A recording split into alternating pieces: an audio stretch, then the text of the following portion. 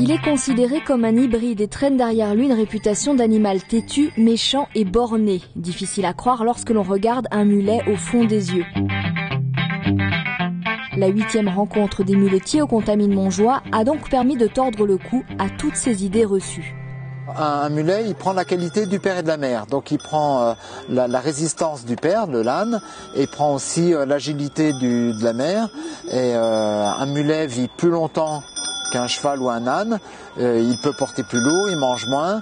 Donc c'est un animal économique, c'est le 4x4 mais économique. C'est un animal sympa qui a énormément de capacités et de facultés et qui peut être comme l'âne son père, qui peut être extrêmement attachant et sociable. Même si sur le fond ça reste un animal de caractère et de tempérament, mais c'est ce qui nous intéresse aussi. Moi je le trouve plus intelligent qu'un cheval. Ce sont des animaux qui en plus ont le pied très montagnard et ça grimpe vraiment dans des endroits difficiles, inaccessibles. Un cheval, moi j'ai eu monter à cheval et il y a des endroits j'aurais peur de passer avec un cheval. Alors que le mulet, lui, c'est un animal qui calcule là où il pose son pied, il regarde. C'est beaucoup moins peureux qu'un cheval, quoi. Un mulet peut vivre jusqu'à 30 ans. Il a besoin de 25 litres d'eau par jour et mange quotidiennement 2 kg d'avoine, 3 kg de paille et 2 kg de foin.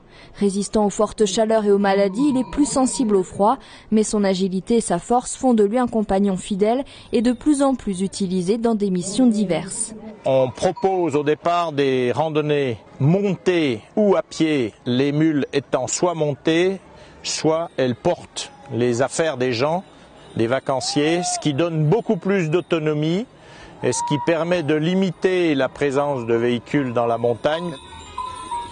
Et maintenant, il y a aussi des chantiers pour l'EDF, pour l'ONF, pour les parcs, les réserves naturelles, où on monte des sacs de sable, de ciment, des tables d'orientation, des passerelles en bois, enfin des chantiers de portage. Quelquefois, ça remplace pas l'hélico, ça on est sûr, on est d'accord, mais quelquefois c'est adapté. Quand il faut porter une table d'orientation qui pèse 60 kg, c'est peut-être dommage de mobiliser un hélicoptère. Avec un mulet, on peut la porter, on peut en porter 2, 120 kg sur des sommets à 2-3 heures de marche.